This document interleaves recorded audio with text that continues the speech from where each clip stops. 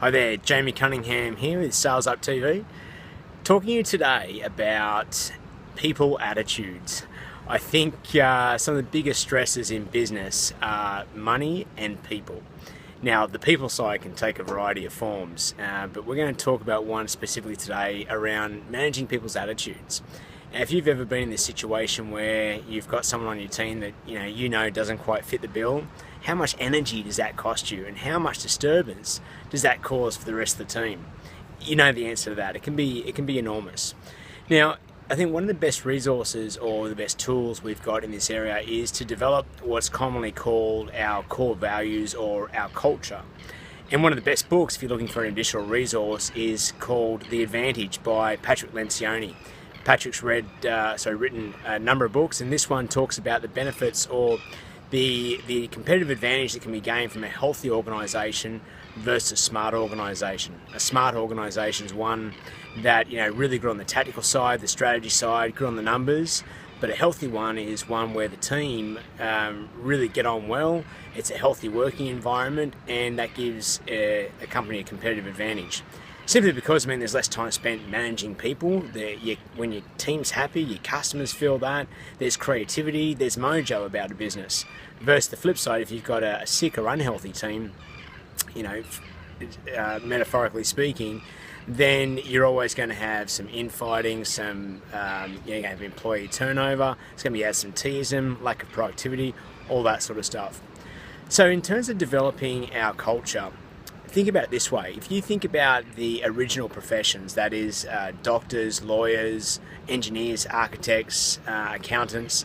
So when these were the professions, obviously there's a lot more today, but they had a governing body that was set there, and one of the main purposes of this governing body was to make sure those members of the governing body adhered to a strict set of rules and criteria. Now, if you're in and you had to be a member of one of these, of the governing body to be able to be a lawyer or an engineer, you have to be in the governing body. So therefore, if you didn't abide to their rules and their code of ethics, then action was taken and you can get kicked out of the association.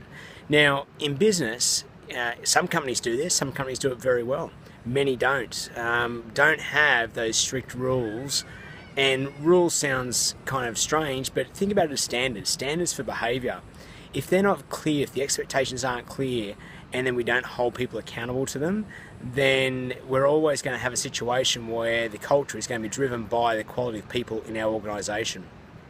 Sometimes that can work well if you've got a strong leader and a good hiring process. Sometimes this can work out well organically, but you get to a stage in growing a business where it can get out of control.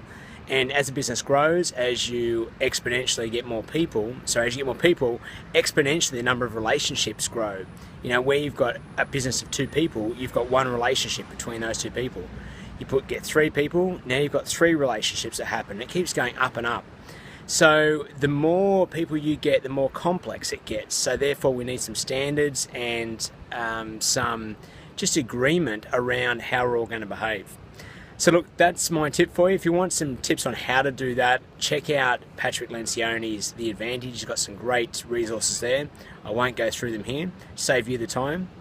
But I will talk about in an upcoming video about using your culture and your core values to keep your culture alive. And that's a really important point. Good luck with it. Look forward to hearing your successes.